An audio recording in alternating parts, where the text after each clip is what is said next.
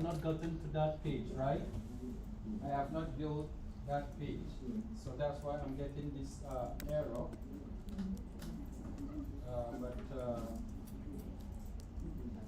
Admin at lms.com.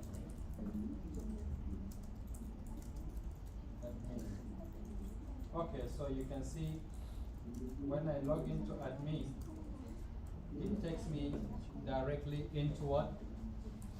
Admin dashboard, manage books, manage user, and settings. That's just the idea. Now, you also have librarian. So in my database, I only have 2 users now because I do not add the other users. The other users, I want to create them via the interface. So if you check my database, you will see that these are users, and I only have what? 2 users, admin and Mike. And their password is hashed. I hashed their password. But you can use simple password, no problem. So, yes. So that's the level I am. And if I sit down this afternoon, before 8 p.m., I should finish with admin dashboard. Okay? So now this is your midterm. You are not going to write any exam. Your midterm is to create a complete, simple library management system. You cannot use a template, because if you use a template, I can tell. Do you understand? You have to run the server. If you use a template, they will compile the server. So you cannot be able to run the server, or you don't have control over the server yourself. Any question? Welcome to homepage. Yes? But what we need to do is to make a better CSS. Okay? This one is too local. So we started, because I started with a very simple CSS for you, just to have the concept. So but you can advance the concept. You can change the CSS. Okay? You can do what we refer to as bootstrap. Okay, so I also put where you can advance. Okay, next step is the advanced feature. So the advanced feature is the one that you can create the user profile. You can create the user profile. I can show you from my database design.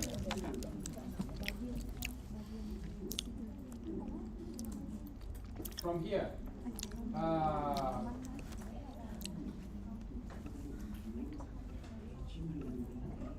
Look at from designer. Look at it carefully. Can you see user? And what do I have? I have avatar. Avatar URL. That means that's the picture. And I have the created date time. I added because you need to record when the user is created. So if you want, this is a very simple structure. So you're not doing anything much. Just 3 things. Here you have user role. So user role can be admin, can be student, can be staff, can be librarian. But they have all the same quality. The only thing is they have different roles. So, and that is why I just started by inserting only 2 users first, admin and just a normal user. The essence is to test run. When you finish creating the program and you can create user from your application, then you will create the users into the database. This is for to borrow the book, okay? So the due date the book ID and the user ID, you can see the relationship.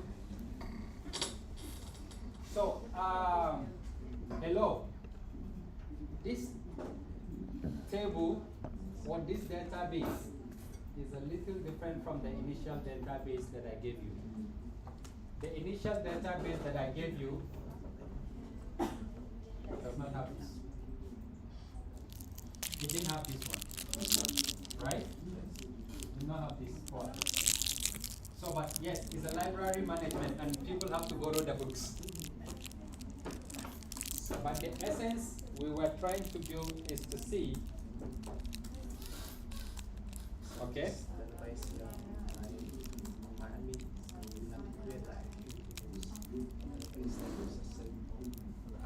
Yes, so if you want to use the same database script, I can give you the script.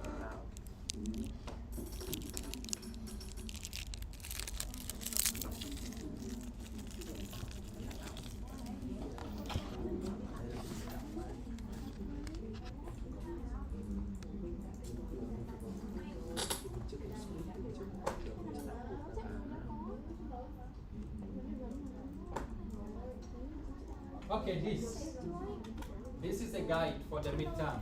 This is the documentation. You can drop your database and recreate the database with the updated code, or you can alter your database and add the new features that you're missing. Two ways to do that. Create a complete learning management system using React, JS, Python, MySQL, and JWT for authentication. It's the same. I did not change the topic because you are the guys who chose to go with Python and React. We can use Rail. We can use Ruby. We can use Laravel. We can use PHP. Anyone. But these are the two important. This is the front end, this is the back end, this is the database, this is authentication. So those are the key components that I was looking at. So the library management system is a perfect project to demonstrate different user roles. So what are the user roles? We have root, create, read, update, delete. That's what it means. Operations and secure authentication using the JWT. Now, we are building a full stack application with a separate front end, React. Remember, I've stated before. Back end, Python Flags. That's why some of you will run python.app.py, or you run what? Flags run. Okay? Because it's connected to Flags. And database, we are using what? MySQL, XAMPP, but you can use any other database. The first step is to structure the project into logical files and directories. So important note on React.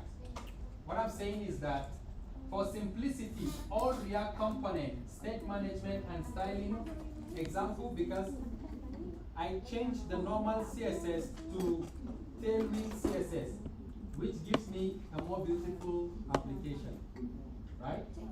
Must be contained within a single app.jsx. That's for simplicity. So that is why you see in my app.jsx I have a lot of files, because I try to put everything about React in one place. That's what I did. So everything about back end, every Python code in the back end, no more mixing. All front application in one file. Easy for debugging, easy for management, dealing with it. Okay? So, and then the project structure is the same. This normally comes, but you need to change. Okay? So, requirement.txt and app.py, this is what will happen in the back end. Then the front end, you have this one, because this is more I'm using vibe.config. So this is more a little advanced than the previous code that I gave you. So if you follow the step instruction on the previous code, it will work, but your application will not be as advanced as what we have. So also, back-end dependency, Python package needed, Python flag server, JWT, and all API logic for CRUD will be in that. React, all component logic state, UI, UX will take place in the React. Entry, main HTML file, that's the application will start reading the HTML file. Dependencies, we have node packages, we have React, Tailwind, and Byte, okay? So we need to configure CSS for Tailwind, configure Tailwind utility path, and configure Byte development server, and then database, SQL, and setup. So we have instruction for database, SQL, and setup. So for initial, but before we run any code, we need to tell our system how to connect to the database and what the database will look like. So the file readme will contain setup instruction and SQL. This file contains SQL command that you must run on my SQL server to create the library database table. However, I did not create the readme yet. Listen, my application is for a company. So I am giving you as a guide, but I am selling it for a company. Okay? So I have to give what? Proper documentation. So library management system setup. The project is a full stack management with React from then we start with database setup. First, you need to create the database, MySQL. So you need the MySQL database name library, then run the following SQL. Now, this is hello. You must generate the hash password for the initial user. Okay? So admin pass, library password, student password example. That if you create these users, and then replace the hash placeholder below with the resulting hashes. So important note, you can use a password hashing tool to generate the password hash. For example, Flax generate password hash utility. You can run this on Python, or you can visit lightnode.com to create a hash password. Either way can work. So these are just table structure. So if you need this table structure, I will give you this table. These are exactly the data structure that I have. So this is for the for population of the data, and these are sample books because I have already inserted some books in the system. So backend files.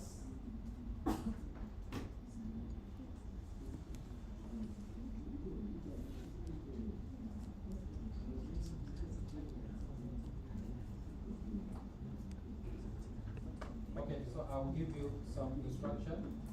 Not finished yet.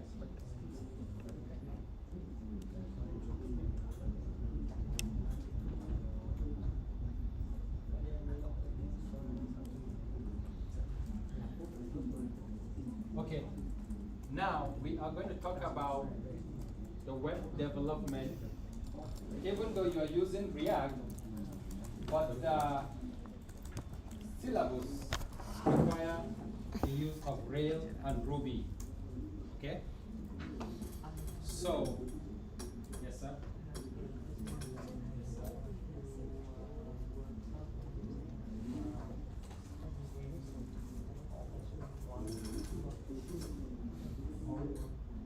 Not only one.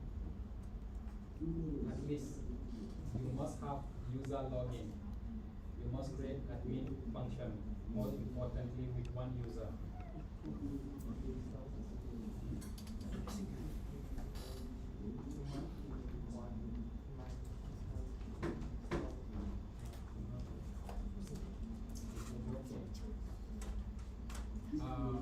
You library management system requires 3 users. Admin for system setting, librarian for library, and student or user for borrowing book. I just have 3 tables that I created. User, book, borrow. 3 functions at least. Okay, so web development fundamental. Full stack concept. Understanding CRUD operations.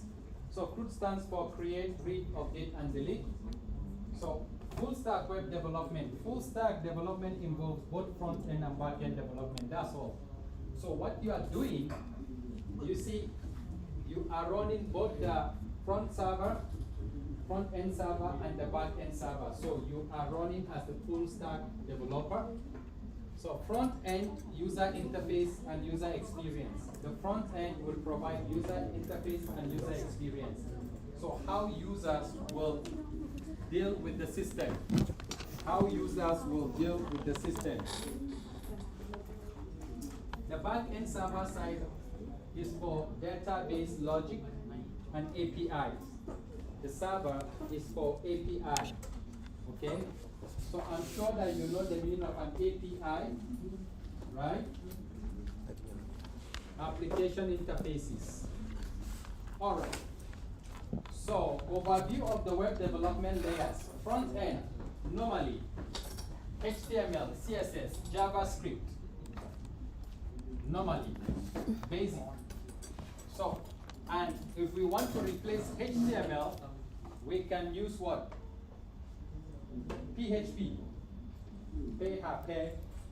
Is it correct? PHP. Okay. So we can replace HTML with PHP. Okay. So back end, we have Ruby, Node.js, Python, and Java. These are examples. There are more. Okay. Databases, SQL or no SQL. SQL or no SQL. You can actually choose any of these. SQL or no SQL. But we are using MySQL. We are using MySQL. So, full stack means integration of all layers. That is what full stack means. So that means we put all of these ones together. All these guys, we put them together. Then we are full stack developers. When we put them together, we become full stack developers. Okay? Now, front-end client-side interfaces.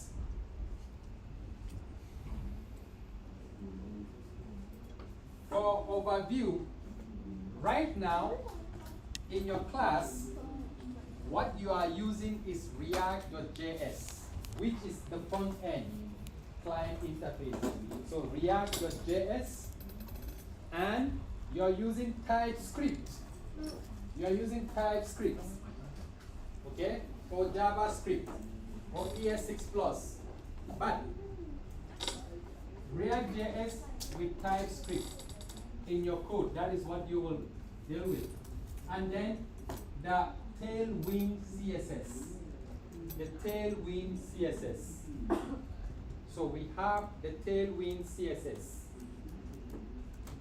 React goes with Tailwind. If you want to develop a very good React application, then the Tailwind CSS is the best option for React. Okay? Other CSS can work. Like, do you know about CSS Bootstrap? You know about Bootstrap? You know about Bootstrap?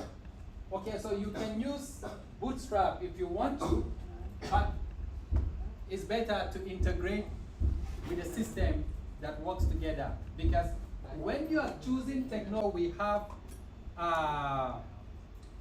information services that, or we have protocols and tools that can create the integration, but it will be creating some unwanted experiences. The backend server and API services, we are using Node.js or Python or Java. In your case, you are using Python. You can use Express.js or similar one. And API security is very important. And for my API security, I'm using JWT. Okay, so that is why you need to understand an overview. So, what is CRUD? It stands for Create, Read, Update, and Delete. In your library management system, the user should not be able to delete. Only the admin and the librarian should be able to add a book, update a book, and delete. But the user should also be able to update his own profile. So, he cannot change his name, but he can change his avatar name. Do you understand? So, those are where CRUDs. They are basic operation for managing data in the web application. It is implemented through HTTP method, Hypertext Transfer Protocol. Now, let me show you.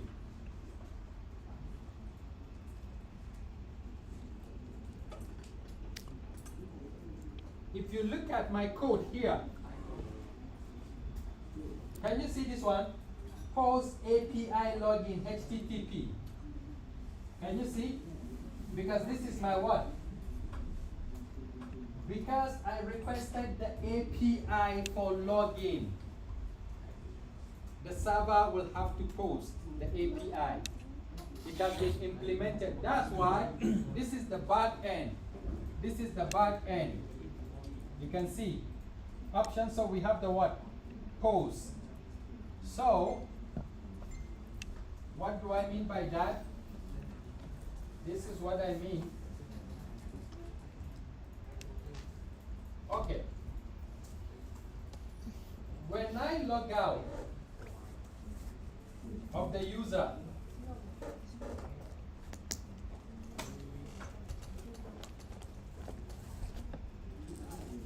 so here you can see I have login and register. When I request login, when I click for login, the HTTP Hypertext Transfer Protocol method will be activated and it will send a request. Okay? So, click on login and username admin at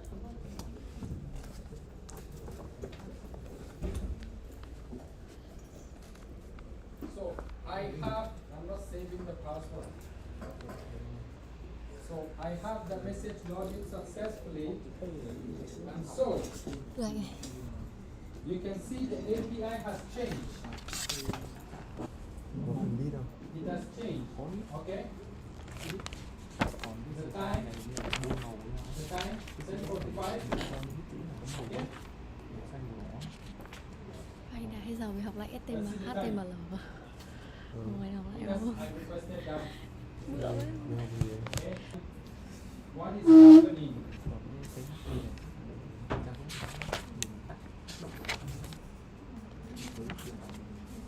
Bài 12. So let me explain something. The HTTP method is implemented. Post. Hello. When you submit, when you click on the submit button, you post. You send something. You know Vetal post? Ôi, You know Vetal post? When you take something and you give Vetal post, it's the same thing. You send. So when you click on submit button, mày bảo tao. you post. And then when you post, you get. Tao còn đéo hiểu, tao đéo hiểu So mày. what it get? To retrieve. When you select to view, now when I go into the admin dashboard, I get. I'm getting. The method get is activated. When I Cần send gì the dạy cho username nó and có hiểu password, đâu. I post. When the username and password is validated, I get, because I get a feedback this time around. Do you understand the concept? So when you send a password, you are posting. The method post, HTTP post, validated and it is correct. It retrieves a record. It is now a get method. Now, what about a put? A put has to do with update, and then we can also delete, because in this method we can clear session, we can delete a session. Okay. All right. It will add new data to the system, e.g. create new blog post. Now, your library management system, when you click on create, it's going to add new record. What are you creating? Let's say you want to create a new record of a book that was launched yesterday, and you want to put that book in your library. So the create will be responsible. Okay, so you need to understand the CRUD operation. There's a read, retrieve data. Example, so we're using blog post. Blog post, example. You made a post on Facebook. If you have created. Second, you view a post on Facebook. Okay? Then third, you off, okay?